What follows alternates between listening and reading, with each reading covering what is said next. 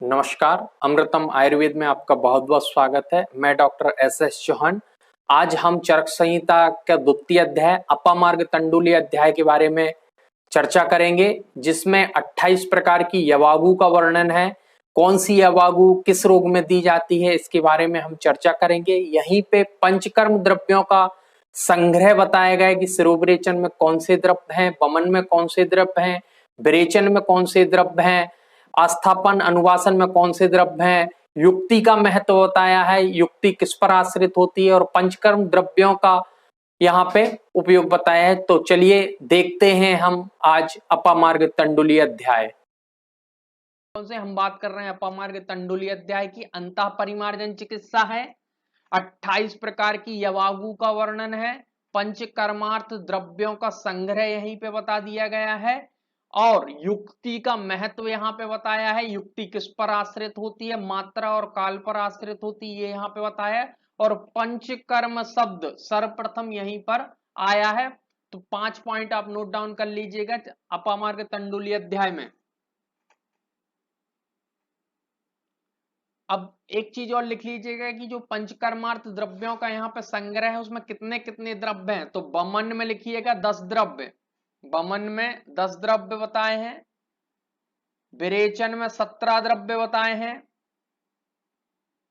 शिरोविरेचन में 25 द्रव्य और आस्थापन में 29 द्रव्य बताए हैं। एक बार और रिपीट कर रहा हूं, लिख लीजिएगा। वमन में 10 द्रव्य, विरेचन में 17 द्रव्य, शिरोविरेचन में 25 द्रव्य, आस्थापन में 29 द्रव्य।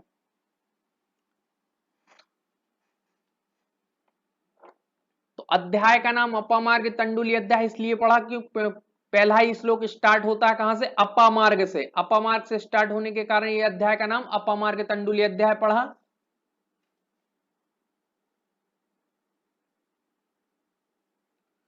अपामार्ग तंडुली अध्याय में सबसे प्रथम बताया है शिरोविरेचन द्रव्य। शिरोविरेचन द्रव्य में क्या बता दिया है, अपामार्ग बीजानी, विडंग, ये सब बहुत सारे द्रव्य बताए हैं, जिसकी संख्या मैंने लिखवा दिया है। 25 द्रव्य बताए हैं। तो आपको इसमें से एक अपामार्ग याद रखना है, दूसरा ज्योतिषमती याद रखना है। दूसरा कौन सा द्रव्य याद रखेंगे आप, ज्योतिषमती। अपामार्ग हो गए, दूसरा ज्योतिषमती याद रखिएगा। अब अवस्था पूछता है तो किसके लिए द्रव्य बताएं, शीर्ष विरेचन मतलब शिरोविरेचन या नस्य के लिए द्रव्य बताए हैं। और कब नस्य कराना है, गौरवम शीर्षा शूले पीनस अर्धाभेद के, सिर में गुरुता हो, भारीपन हो, पीनस हो, अर्धाभेदक हो, आधा सर दर्द करता हो, तब क्या करवाना है हमको, शिरोविरेचन करवाना है। शिरोविरेचन करवाना है या नस्य करवाना है। क्रमी व्याधे पस्मारे ग्रहण नासे प्रमोह के, और ये बता दिया आपको, ये वाला पॉइंट याद रखना है, गौरवम शीर्षा शूले पीनस अर्धाभेद के, बहुत इंपॉर्टेंट है।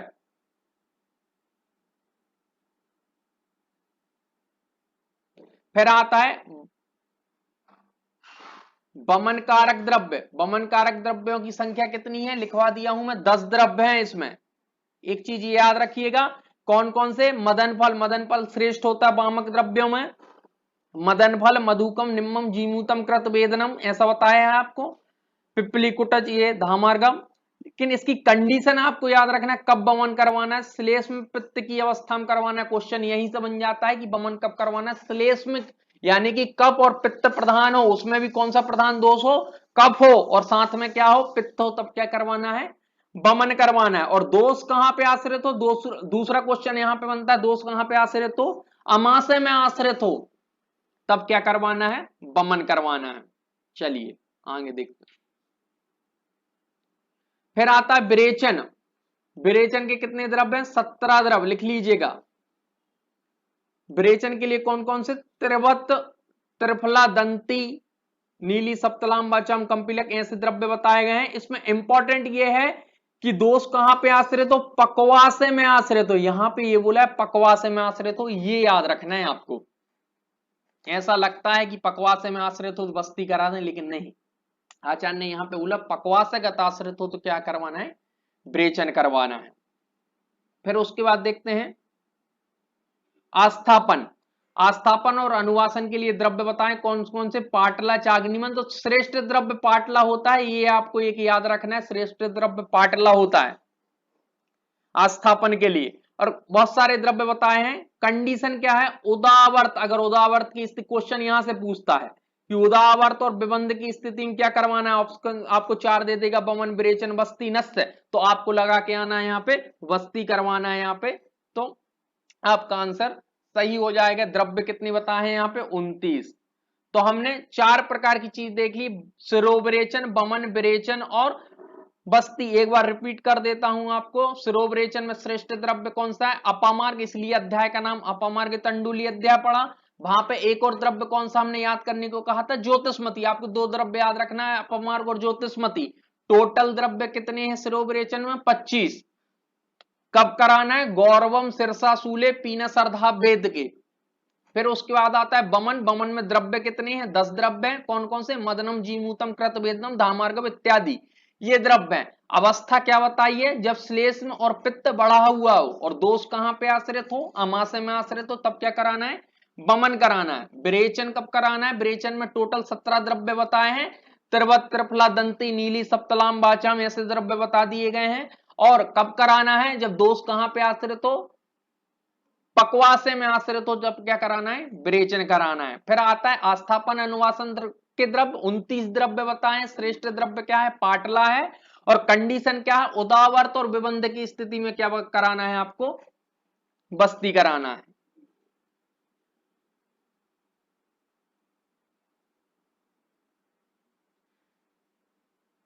फिर यहां पे दिया है तानुपस्थित दोषाणाम स्नेह स्वेद उत्पादने, मतलब कि जो आप पंचकर्म कर रहे हैं उससे पहले क्या करना है आपको, स्नेहन और स्वेदन करना है। पंचकर्माणि कुर्वित, यही पूछ लिया जाता क्वेश्चन है यहीं से कि पंचकर्म शब्द सर्वप्रथम कहां आया है, तो आपको याद रखना चरक सूत्र 2 में, चरक सूत्र 2 अपामार्ग तंडुली अध्याय में क्या है, पंचकर्म शब्द आया। और ये पंचकर्म करना कैसे, मात्रा और काल का विचार करके करना है, एक चीज ये भी याद रखना है। फिर मात्रा काल, मात्रा काल आश्रया युक्ति, युक्ति सिद्धो प्रतिष्ठिता तिष्ठ्यो प्रयुक्त द्रव्य ज्ञान बताम सदा, सभी द्रव्य की जानकारी होना चाहिए।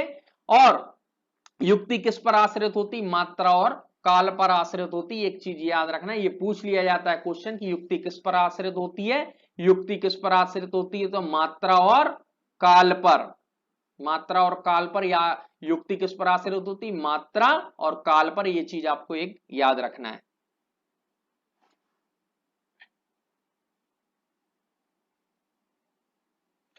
अब आचार्य बोल रहे हैं तो ऊर्ध प्रवक्षामि यवागु विधि औषधाय, अब हम यवागु की बात करेंगे, ऐसा बोल रहे हैं। तो पहली यवागु कौन कौन सी है, पिप्पली, पिप्पली मूल, चब्ब, चित्रक, नागरे, इनको क्या बोला जाता है, पंचकोल बोला जाता है। ये कौन से द्रव्य हैं, पंचकोल के द्रव्य। और ये यवागु क्या करेगी, दीपनी और सूलग्नि यवागु है, सूल का नाश करेगी और दीपन करेगी। ये चीज याद रखना है आपको, पिप्पली, पिप्पली मूल, चब्ब, चित्रक, नागरे, जहां पे सोट चित्र का है वहीं से पकड़ लेना है आपको कि ये दीपन का काम करेगी और सूल का नाश करेगी। क्योंकि दीपन का काम करेगी तो दीपन द्रव्य क्या है, जठराग्नि को प्रदीप्त करेंगे, और जठराग्नि को प्रदीप्त करेंगे तो क्या होगा, आम का नाश हो जाएगा, पाचन अच्छे से होने लगेगा, तो सूल भी क्या हो जाएगा, शांत हो जाएगा। तो आपको 2 चीज याद रखना, ये दीपन और सूलग्नि यवागु है कौन सी, पंचकोल साधित।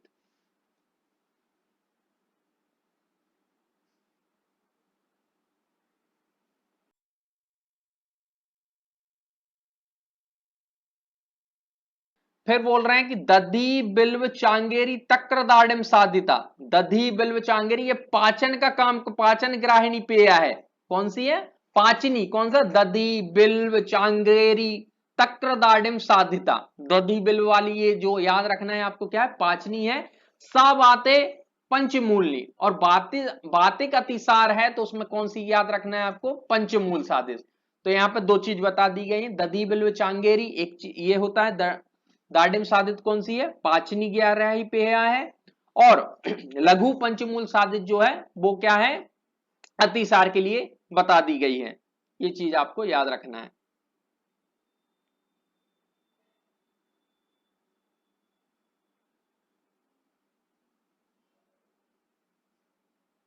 फिर बोला साल पर्णी, बला, बिल्वे, प्रश्न पर्णी च साधिता, ये पित्त और श्लेष्म अतिसार के लिए, साल पर्णी, बला, बिल्वे, प्रश्न पर्णी च साधिता, ये किसके लिए गया है, पित्तज श्लेष्म अतिसार के लिए सालपर्णी वलभ बिल्वे, ये चीज याद रखना है आपको। सालपर्णी वलभ बिल्वे किसके लिए? पित्त श्लेष्म अतिसार के लिए है।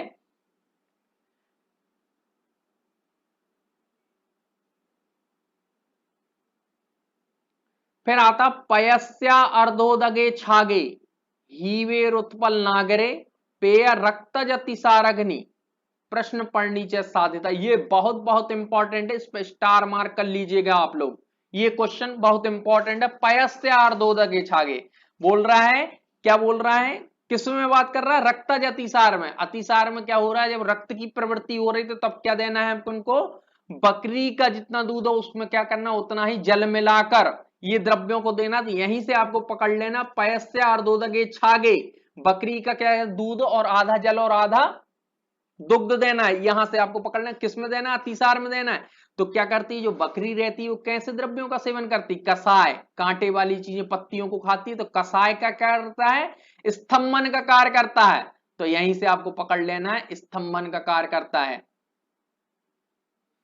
तो पयस्य अर्धोदगे छागे ये बताया किसके लिए? रक्तज अतिसार के लिए। ये इंपॉर्टेंट है, इसको याद रखिएगा। पहली यवागु इंपॉर्टेंट थी, दीपनी दूसरी ये बहुत इंपॉर्टेंट है। याद सभी करना है लेकिन इनको विशेष रूप से याद रखना है। तो आम में कौन सी यवागु देना है आपको? तो बोल रहे हैं कि आम अतिसार में कौन सी यवागु देना? अतिविषा। तो आम की क्या हो गई है? अति हो गई है, तो यहीं से पकड़ लेना अतिविषा। आम क्या है? एक प्रकार का विष है, तो अतिविषा आपको यहीं से याद रख लेना। अतिविषा की बात कर रहा है तो अतिविषा साधित यवागु कौन में देंगे? आमज अतिसार में। तो आम भी एक प्रकार का विष होता है। जब हम आम जनित अल्सर विसूचिका विलंबिका पढ़ेंगे तो वहां पे विष की संज्ञा दी गई है इसको। तो यहीं से आपको याद रखना है कि जो अतिविषा साधित यवागु वो किस में देते हैं? आम अतिसार में देते हैं। अगला क्वेश्चन ये है, सौद्रष्टा कंटकारिभ्याम मूत्र कृच्छे सा। सौद्रष्टा मतलब कि गोक्षुर आदि जो द्रव्य है वो मूत्र कृच्छ में देना है। तो ये चीज आपको याद रखना है। तो क्या मूत्र कृच्छ में क्या है? कांटे जैसा कृच्छ हो रहा है, कुछ चीज बिडंग पिपली मूल सिग्रु अभिमरीचेंचा बिडंग साधित, जो बिडंग से साधित है यवागु वो किस में देना है आपको? क्रमिग्न। क्रमिग्न तक्र सिद्धा यवागु साध क्रमिग्नि सुवर्चिका। तो ये क्वेश्चन पूछ लिया जाता है। एक तो बिडंग क्या होता है? कृमिनाशक होता है, ये सभी लोग जानते हैं। एक चीज ये याद रखना, तो ये कई बार ये पूछ लिया जाता है बिडंग साधित यवागु, तो वो क्रमिग्न है, ये चीज आपको याद रखना है। दूसरा उसमें थोड़ा सा बिडंग में क्या करना, सुवर्चिका नामक एक सौवार्चल लवण होता है वो भी डाल लीजिए। तो ये आपको मृदुका सारीवा लाजा पिपली मधुनागरे पिपासग्नि यवागु की बात कर रहा है। तो पिपासा में कौन सी यवागु देंगे? मृदुका साधित। यहीं से आपको याद रखना मृदुका साधित यवागु देना। मृदुका मतलब होता है अंगूर, द्राक्षा ना। तो अंगूर में क्या रहता है? बहुत पानी रहता है। तो यहाँ पिपासा का वो क्या कर देगा? शांत कर देगा। तो ऐसा याद रख लेना, हर चीज बता देंगे, बस आप ध्यान से सुनिएगा। विषग्नि यवागु कौन सी? सोमराजी। सोमराजी ये आपको एक याद रखना है, सोमराजी। तो सोम क्या है? एक प्रकार का अमृत है। तो अमृत क्या करेगा? विष का नाश कर देगा। तो सोमराजी विषग्नि यवागु ऐसा। फिर बोलता सिद्धा वराह निर्हुए यवागु ब्रंगणी मता। ब्रंगणी यवागु में क्या आता? बरहा आता है। ये ब्रंगण किसी का हो रहा है तो कैसा हो रहा है? बरहा के समान हो रहा है, मतलब सुअर के समान हो रहा है, ब्रंगण हो रहा है। जब हम चरक सूत्र 21वां अध्याय पढ़ेंगे तो वहां पे बोला है कि आहार और निद्रा के सेवन करने से, आहार भरपूर आहार करने से और भरपूर निद्रा के लेने से क्या हो जाता है? मनुष्य सुअर के समान बरहा पुष्यति, बरहा के समान पोषण होता है। तो ये सही याद रख लीजिए, बरहा के समान पोषण हो रहा है मतलब उसका क्या हो रहा है? ब्रंगण हो रहा है।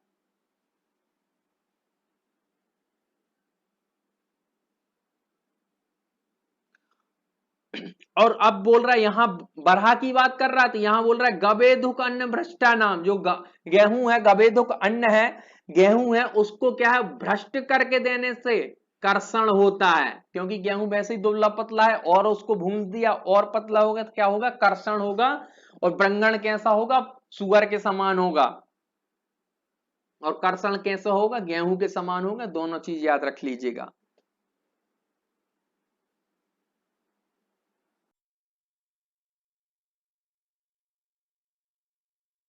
फिर बोल रहा है कि सर्पिस्मति बहुतिला स्नेही लवणान्वितम, मतलब कि जो स्नेहन है वो उसके लिए क्या, तिल, तो तिल का तेल में क्या होता है, तेल होता है, तो स्नेहन करेगा।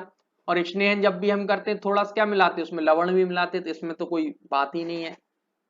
तो तिल से क्या करना है, घी वाली तिल युक्त नमकीन या वागु स्नेह कारक है, ये चीज तिल से पकड़ लेना आप, स्नेहन होता है। फिर कुश आमलक निरुएस, कुश आमलक निरुए श्याम का नाम विरुक्षणी, तो यहां पे बोल रहे हैं कुश आमलक निरुए श्याम का नाम विरुक्षणी, तो बोले कुश दाब की जड़ और आमलक आमले के फल, इनको क्या है ऐसा बना के इससे क्या करना है, यह वागु रुक्षता करती है। तो आमलक निरहुए, तो इसको आप रुक्षण के लिए प्रयोग करना, कौन सा, कुश और आमलक। कुश ऐसे मतलब कि वृक्षण करना है, तो जो आमला होता है, आमले में कैसे रेसे होते हैं, उसके रुक्ष टाइप के रेसे होते हैं, जब आप उसको घिसते हैं उबाल के तो रुक्षता टाइप के रेसे होते हैं, तो आपको ऐसा याद रख लेना है, कुश आमलक निरहुए। 10 मूल श्रता कांस हिक्का श्वास कप आपहा, बोल रहा है कि 10 मूल से साधित जो यवागु है, 10 मूल से साधित यवागु है, वो किसमें प्रयोग करना है, बोल रहा हिक्का श्वास कांस में प्रयोग करना है 10 मूल से साधित। तो कैसे याद रखेंगे कि इनके क्या होते हैं, 5-5 भेद होते हैं दोनों के, तो 5 और 5 क्या हो जाता है, 10 हो जाता है। तो आपको 10 मूल वाली यवागु किस्म का श्वास कांस में याद रखना है, हिक्का में से याद हो जाएगा। साक मतलब साक है सब्जियां, हरी सब्जी, मांस तिल, और मांस मतलब कि साक मांस तिल मांस से, इनको जहां पे भी मतलब है वर्षो निरस्यति, मतलब ये मल का क्या करते हैं, निर्हरण करवाते, सम्यक प्रकार से मल का निर्हरण करवाते हैं। तो ये चीज आपको एक याद रखना है, मल को बाहर निकालती कौन सी, साक मांस तिल, और मां से उड़द की दालें मल को बाहर निकालने में, तो इसलिए बोलते हैं हरी भरी सब्जियां खाना चाहिए, जिससे पेट आपका सही रहेगा। फिर आगे बोल रहे हैं कि जृंभा आम्रस्ति दधित्व आम बिल संग्राही मता, संग्रहण का काम क्या करते हैं, जंभा मतलब जामुन, जम्बू की अस्थि, तो हम क्या करते हैं, जम्बू की अस्थि क्या करती है, स्तंभन का कार्य करती है। जामुन खाते कैसा लगता है, कसाय लगता है, कसैला लगता है, तो मैंने वो अभी एक श्लोक बताया, कसाय स्तंभने, कसाय का कार्य क्या करता है, स्तंभन का कार्य करता है, तो यहां भी क्या कर रहा है, स्तंभन का कार्य कर रहा है, संग्राही का कार्य कर रहा है, किसी चीज को रोक के रख रहा है। तो यहीं से आपको याद रख लेना, जामुन, जामुन वाला है तो संग्राही की बात कर रहे हैं। फिर बोल रहा है क्षार चित्रक हिंग अम्ल भेदनी मता, भेदन का कोई चीज को तोड़ने का काम कौन करता है, क्षार, तो क्षार का काम क्या है, क्षरणात क्षार, क्षरण करने का कार्य कौन का है, क्षार का है, तो ऐसा याद रख लेंगे, क्षार क्या करता है, भेदन करता है, क्षरणात क्षार, भेदन मतलब किसी चीज को तोड़ना, भेदना, तो वो क्या करना है, क्षरण करने का कार्य कौन कर रहा है, क्षार कर रहा है। दूसरा बोल रहा है अभया पिप्पली मूल विश्ववात अनुलोमनी, अभया पिप्पली मूल विश्ववात अनुलोमी, तो अभिया मतलब हरित की क्या करती है, अनुलोमन का कार्य करती है, तो ये चीज भी आपको याद रखना है, हरित की साधित यवागु क्या है, और उसमें क्या है, सुंठी भी है, ये चीज विश्ववात अनुलोमनी ये बोल दिया है। तो अभिया क्या है, हरित की क्या है, अनुलोमन का कार्य करती है, सभी लोग जानते हैं, तो इसमें कुछ इंपॉर्टेंट ज्यादा नहीं है। ये याद रख लीजिए, तक्र सिद्ध यवागु घृत व्यापद नाशनी, तक्र सिद्ध जो यवागु होती, तक्र से सिद्ध की गई वो घृत व्यापद को करेगी। और तेल व्यापद सकता तू तक्र पिन्याक, तक्र से सिद्ध की तो वो घृत करे, और तक्र पिन्याक, पिन्याक शब्द लगा दो तेल को व्यापद करेगी। फिर बोल रहा है कि गव्य मांस रसे सा अमला विषम ज्वर नाशनी, विषम ज्वर में कौन सा, गव्य मांस से साधित की गई यवागु, गव्य मांस मतलब गौमांस की बात कर रहा है यहाँ पे आचार्य, तो गौमांस हम कैसी स्थिति में खाएंगे, या तो खाएंगे ही नहीं, लेकिन खाना पड़ा तो कैसी स्थिति, ये याद रखने के हिसाब से, ये नहीं बोलने की सर प्रचार कर रहे हैं गौमांस का। गव्य मांस रसे किसमें, विषम ज्वर नाशनी, विषम परिस्थिति में क्या करते हैं, गव्य मांस को खाएंगे, तो विषम परिस्थिति में ही क्या है, गौज्वर नाशनी, ऐसा याद रख लेंगे। कंठा यवानाम के पिपले आम्ल के श्रता,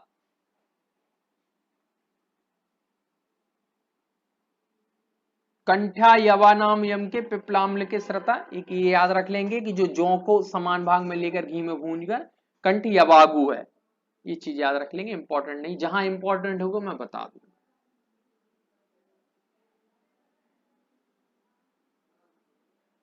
फिर बोल रहा ताम्र चूड़ा रसे सिद्धा रेतो मार्ग रुजापहा, मतलब कि शुक्र मार्ग की रुजा को हरण करेंगे ताम्र चूड़ा रसे। ताम्र चूड़ा किसके लिए आया है? कुक्कुट के लिए आया है, मुर्गे के मांस के लिए आया है।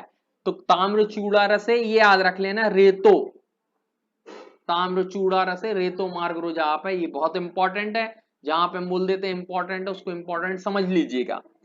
फिर दूसरा बोल रहा है सामास बिदला ब्रस्या प्रयोग।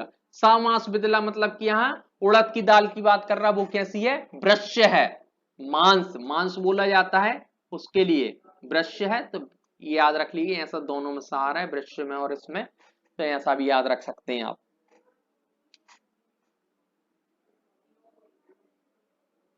ये फिर अगला इंपॉर्टेंट ये उपोदिका, उदो उपोदिका दधिभ्याम तु सिद्धा मद विनाशनी, उपोदिका से सिद्ध की गई अवागु क्या? मद का विनाश करती उपोदिका, ये चीज आपको याद रखना है। मद विनाशक कौन सी? उपोदिका। तो क्या होता है, मद पी के आदमी क्या करता है? उपद्रव करता है ना, तो ऐसा याद रख लेंगे, मद विनाशनी अवागु कैसे? उपोदिका, मद पी कर क्या करते हैं? उपद्रव करता, उपद्रव करता है, ठीक है। तो क्या करना है? मद विनाशक कौन सी? उपोदिका। फिर आता है क्षुदम हन्यात अपामार्ग क्षीर गौधा रसे। अब जिसको बहुत ज्यादा भूख लगती है, जिसकी तीक्ष्ण आती है, उसको किसका रस देना है? गौधा रसे। अपामार्ग और गौधा रसे ये इंपॉर्टेंट है, ये दोनों इंपॉर्टेंट है, इस पर स्टार मार्क कर लीजिएगा। तो अपामार्ग साधित यवागु किस में देंगे? तीक्ष्णाग्नि में, जिसको अत्यधिक भूख लगता है उसको देंगे। ये इस प्रकार से आपकी 28 यवागु समाप्त हो गई है।